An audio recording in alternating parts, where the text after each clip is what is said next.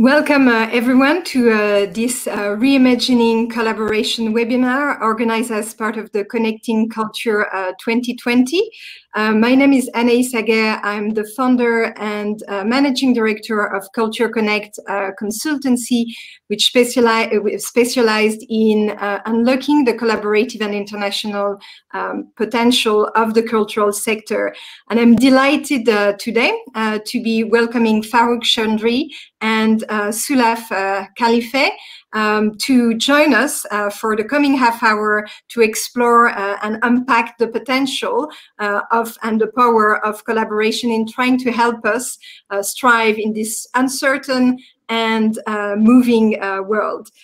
So before diving into the topic, I'm just going to give you a bit of an overview of why those two speakers would be a perfect fit to explore and unpack this notion of collaboration.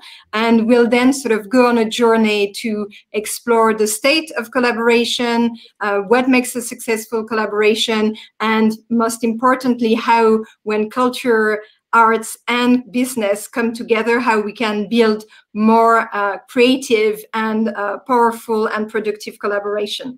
So first, introducing Farooq. Farooq is the co-founder and producer of the award-winning Akram Khan Dance Company.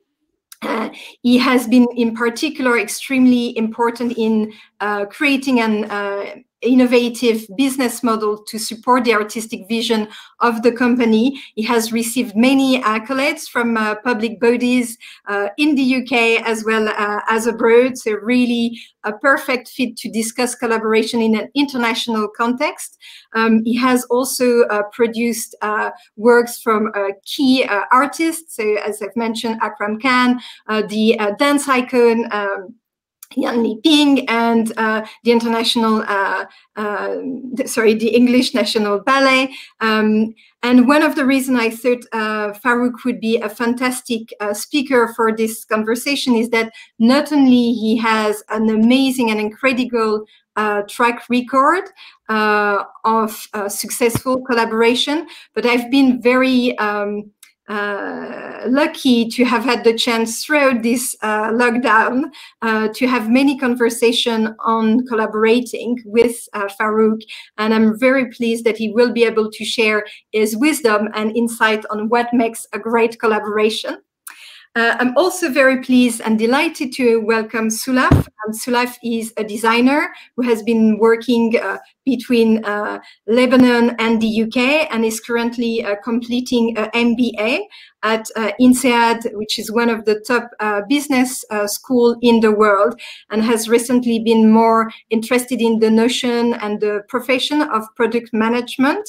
So she will have a chance to talk about that. And it's a really interesting lens to look at how when culture and creative mindsets meets business, we can really build interesting and powerful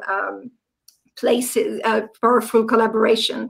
But before sort of starting, I think it's important for all of us to acknowledge the current situation, which is really sort of the premise of this conversation. We've been all in lockdowns or at least sort of been impacted in one way or another by the current pandemic.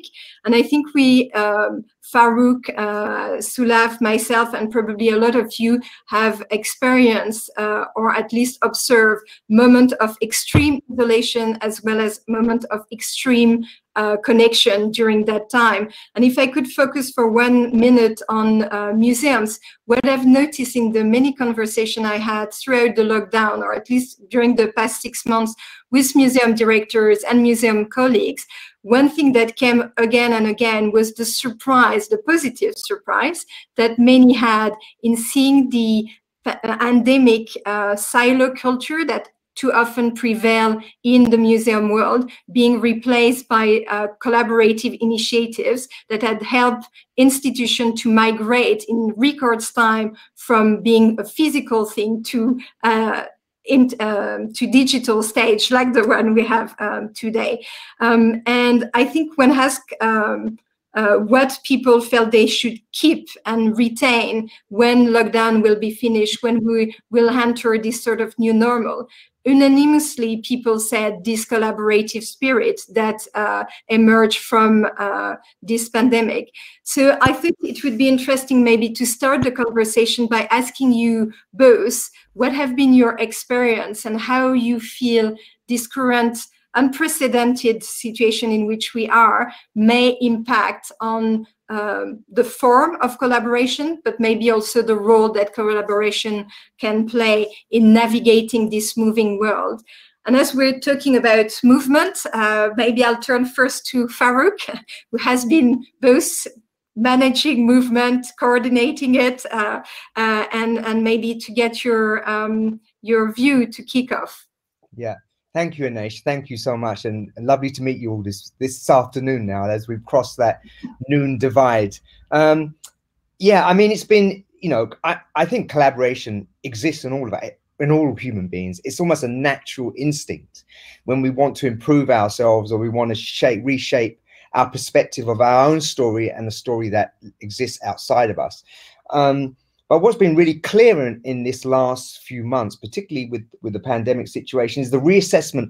You know, we're not about, you know, we were hurtling towards this notion of progress, that we were right, you know, the world, and we had to reground to a halt. And in a way, it's been quite useful because what, for me, has happened, it's been a chance to really reflect on the values that actually shape are essential to collaboration. And for me, collaboration, and it kind of recalibrated that notion that collaboration is not simply a transactional process where we exchange skills or services for a better world. It's actually an exchange of our mindset, our values, the things that we are rooted in, our memories, our stories. And so I think I'm hoping that the collaborations that come out of this process will be less transactional and more rooted in a necessity for real lasting change. And I do think, because in my opinion, you know, the essence of a good collaboration is creativity, and creativity is the heart of all human advancement in almost every single field. And to be creative, in the best collaborations that I've worked in, you don't go in with an existing kind of knowledge and what you do, but you kind of park it. And nowadays I'm getting the feeling that people want to collaborate and empty that space with another group or another person or another nation by being empty, by leaving space so something new can enter it. And so therefore we now need to move more at the speed of trust than the speed of money or the speed of power. So, and I'm hoping that the collaborations of the future will be deeper and more meaningful, but they will just be part of the continuum that we've been living with throughout time. Yeah, I mean, that's really interesting. And I'm sure we will come back to this notion of the exchange and the kind of mutual relationship that you have to have, and the trust in entering sort of this new world, and this notion that probably successful collaboration or collaboration where you have a sense of the intention, but you have enough space in your heart and in your head to welcome other views. And I think the uncertainty that has sort of shaken a lot of people's belief makes us a bit more vulnerable, and therefore maybe more capable of entering into collaboration. But I'm sure we'll come back to those points. Maybe that point, Anaïs. Sorry, I'm sorry to, but it's really interesting because I think to start a good collaboration, you need uncertainty to begin with. So, you know, certainty is part of the process, but never at the beginning. It comes at another moment. So it's that openness and space. And so ironically, the uncertainty that we've been living with is the uncertainty we will need in a positive way for future collaboration. Sorry to interrupt you, but no, that's great. I was wondering, I mean, for you, Soulaf, when we discussed this notion, you've mentioned in a way how prevalent in most of the business classes you had, this notion of teamwork, collaborations is. So what's your view in terms of how collaboration might evolve? I think Farooq gave us some indication. What's your view on that? Yes, so definitely collaboration is a hot topic, and innovation as well. And with the start of the pandemic, on campus and school and in business circles, there's this for everyone to innovate, like take this as an opportunity to open new doors. And if you think of it, innovation has largely been driven by technology, and the tech space relies on collaboration. If anything, COVID just accelerated that, so everyone now is embracing the digital space as a space for us to connect and to adapt. And it's in that space where it's experience and background, like product management, there's uncertainty, as Farooq said. It could be a messy space. There's room to experiment, to collaborate, to fail. But this is all the design thinking methodologies. This is all the creative process that you find in that space. And if anything, people are seeing that are being exposed to like how like this product world, digital space works, because it relies a lot on working with the designers, developers to make things happen, and of course the business people, just to bring different minds together. So yeah, now people are putting this innovation as a priority, and to innovate you need to collaborate. So I think what COVID did is just made that connection quite clear. Yeah, I mean, it's really interesting. I think the two really sort of big trends that are emerging from this period are, first, I think this incredible need for being innovative and thinking outside of the box, as well as this sense that actually the challenge we're facing are not challenges that we could solve alone, and this connection between innovation and collaboration is in a way at the heart of creative process, as you were highlighting. I was wondering if we could get a sense from this sort of maybe more creative collaboration that you've had, what have been for you sort of the key ingredients? I know we've already touched on this importance of like uncertainty. Are there other elements that you can see in either sort of design project that you've done, maybe having to work across sort of multiple teams, or Farooq, in the case of dance choreography, where you've been working with people coming from lots of different worlds? Maybe there is also something about diversity and being able to welcome people who are coming at it from a different perspective. I don't know, maybe Farooq? Yeah. Okay. Well, look, yeah, I mean, trust is the obvious thing, but courage is such an important part of collaboration, because, I often think that we want to collaborate, it's because we really want to change something. And to change something, we have to change our choices. We have to extract ourselves from familiar spaces. And that's where diversity has a real power, because, if we spend our whole lives with people like ourselves, we're never going to learn a thing, are we?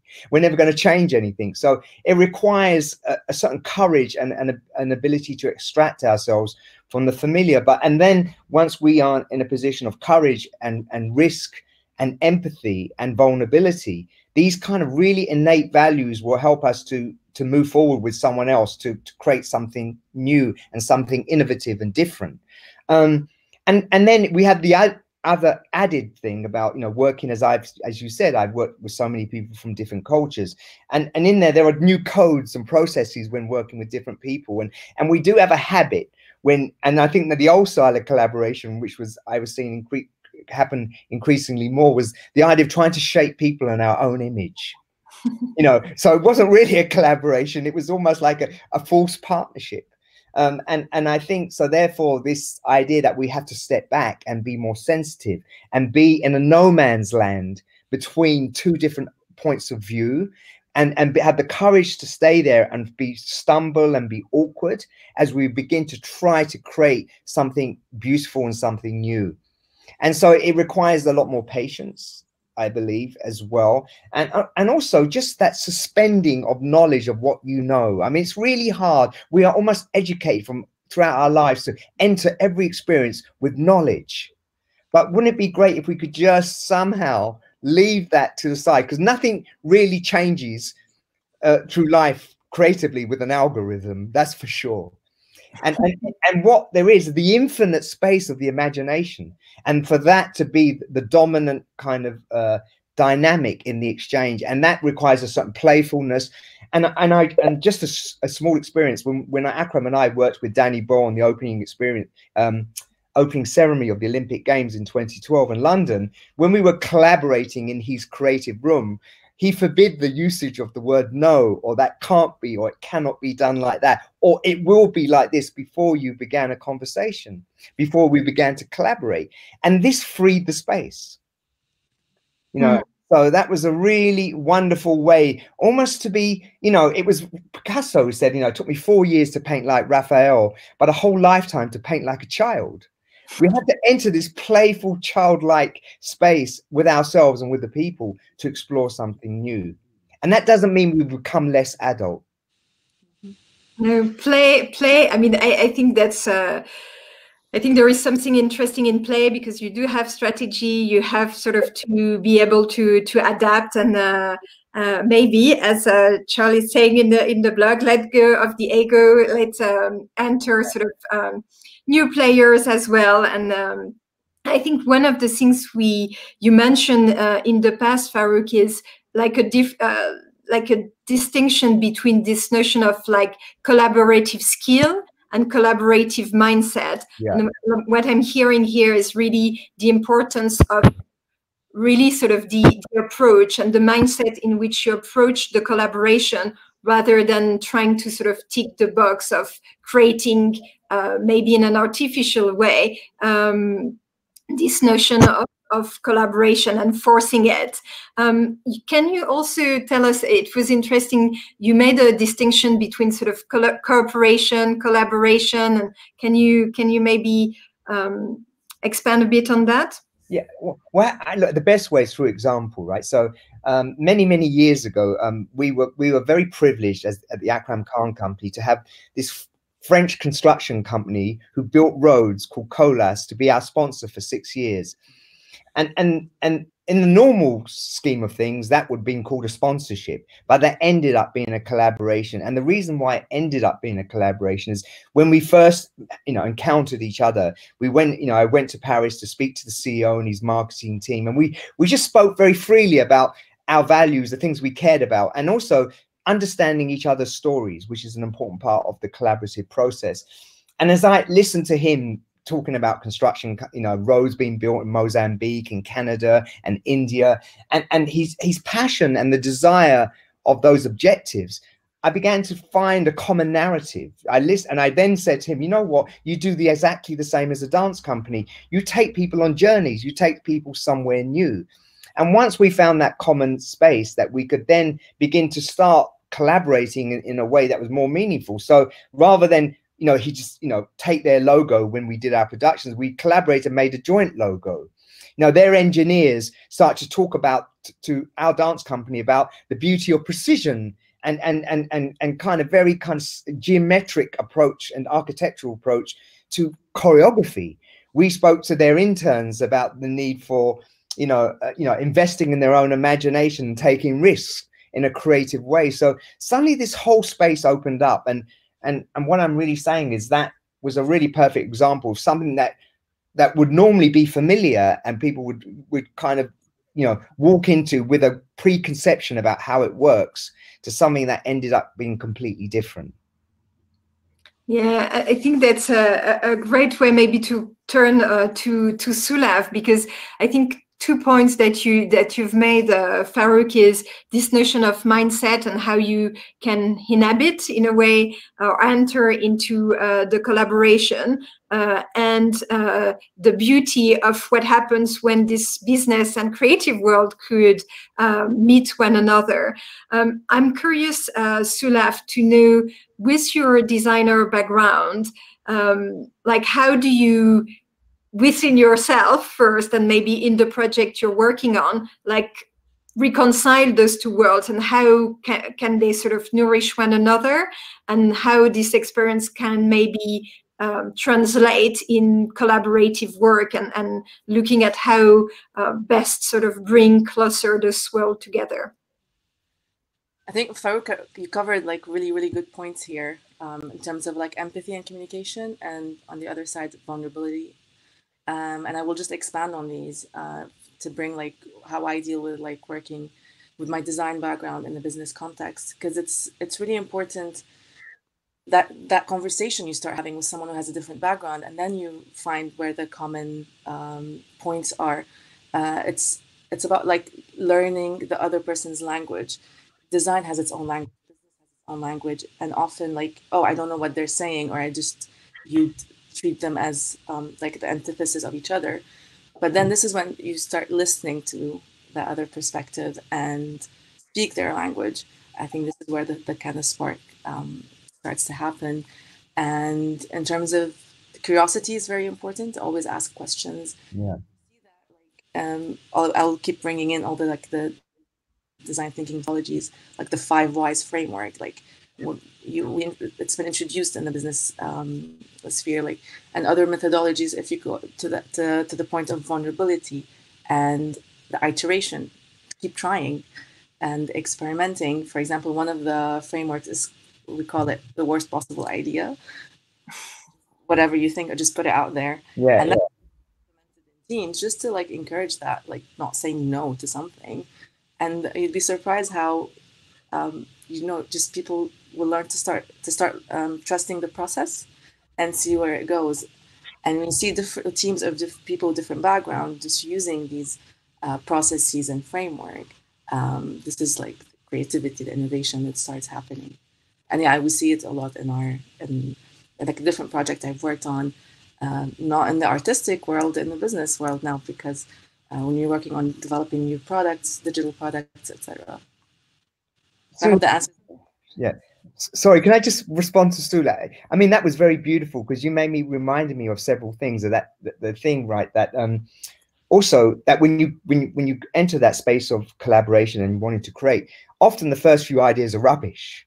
And even I remember the director of Pixar wrote that, they get the rubbish stuff out as quickly as possible till they can get to the real meaningful stuff, because we often start to mind the familiar when we start working with people, and that's a natural human thing. And also I love the thing about the language, because I also think when collaborations for me have been most successful is almost when you create a new language, out of the collaboration. It almost becomes the baby of that collaborative process, if you know what I mean. It becomes you truly create something. And then the other thing which I think you said, which I really reminded me also, is that we have to trust our processes much more when we collaborate, because if we predetermine the pathway, if we are working with very clear outcomes and certainty, which sometimes in a world which is really looking to be in control, because the truth is we're not really in control, even though we like to believe we are. Then we have to then listen to those creative processes as we do them to tell us where we go next. And so I think that's really important to remind ourselves that these are part of the DNA of what potentially could be successful collaborations, particularly if we really mean them when we start them. Yeah, I mean, it's. I'm just looking at the time, and we need to allow for a few questions. But wrapping up, I think there is something interesting in sort of being in search of a new common ground, which is probably something that our world is indeed trying to do. And I believe there is something that has to do with being able to get out of your comfort zone, being quite sure about what your core values are, but being able to step towards this common ground and reinvent something very different there, where everyone would have had to make this move, but still in a way that doesn't sort of compromise in their core belief or value. So knowing yourself, I would say, is also a key to collaborate well. So you know really well what you bring to the table, and then it's about the intention that you define and the ultimate goal, with some element of process in the way, but enough space for trial and error, iterative process, listening, and welcoming others. So before I take maybe a few questions from the audience, I wonder whether you have sort of a hope or sort of a final word in terms of what you would see as the best collaboration, and more importantly, maybe how do you feel we could think about ways the cultural sector and the business world can come a bit more closer together in trying to address this need to think outside the box, innovate, and collaborate? That's a hard question. That's a hard question. That's a big question, not even a hard question. I mean, Soulaf, do you have the answer? Because it's something that keeps coming up in conversation as a designer coming to business school, and the common reaction I often get from people is like, oh, I'm not creative, I don't know. I think people sometimes might be scared or intimidated when they're like working with people from like a design or creative background. And what I say to people is like, every industry or every profession needs creativity. Maybe designers or artists get to express it in a visual way, so everyone can like reach out to their inner creativity. So like I think that once you tap into that, I think you'll open up to working and collaborating with others. Yeah. I mean, I think to add to that, I think, you know, this may sound a little bit dramatic, but but one of the things I think what makes a great artist is not their capacity to create, is their capacity to destroy. And what I mean by that is their ability to take away the things they don't need or they think they need as they make things. So they have ideas and they may be beautiful, but they're not relevant to the core purpose.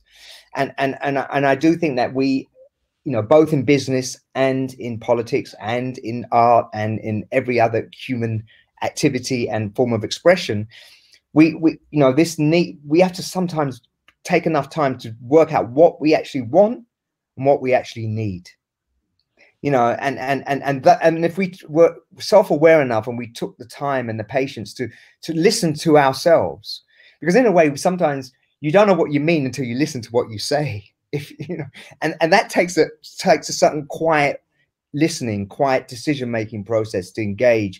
And I think what we've done in COVID is had time to reflect and also engage with those powers that we actually have as humans, to be quiet listeners, to be quiet decision makers, to recognize that the destruction of things in our lives does not necessarily mean that we have lost our sense of humanity, even though on the surface of it, it looks like, our way of being has been decimated.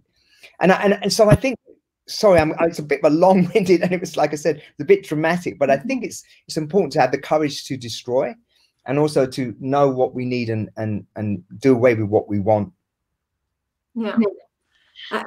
So just to say, if you have a question, you could, I think we still have a few minutes, so you could put them on the chat and I will read them. But just to, in the meantime, just to come back to this point, I think what's really interesting, and that maybe the current situation is forcing us to do, is to understand this notion of uncertainty and embracing it rather than running away from it. And obviously this creates a much more natural default position where you won't be able to survive alone from the risk. So there is this sense of need of togetherness, which in my view is something we need to really nurture, cherish, and make sure we don't lose that, because these are really the right condition to really enter in the collaborative space in a much more productive fashion. And I think the fact that we have lost a bit sense of what's right, what's wrong, what is sure, what is not, it has also created instinctively this notion of having to be a bit more humble, which is, I think, another point of really another important point to succeed collaboratively. There was a question on sort of synergy and whether sort of what we were describing was actually synergy. I don't know if you have a view of how synergy and collaboration differ or actually are the same. I mean, I often think that good collaborations are with people that have something that you don't have. you know, but you may have the same values, but you may not have the same perspective or even the same, you know, so, you know, I'm not sure if they're the same thing, because I often think of synergy is something that you notice at the beginning rather than you discover at the end. Do you know what I mean? Yeah. So collaboration takes you to a place. Synergy is something where you start from. Yeah. And it's probably less conscious, I believe. Yeah, yeah. What's your view, Soulaf? I think, yeah, it's like when two energies like connect, you feel that synergy. Maybe it's a successful organic collaboration that gets sparked. Brilliant.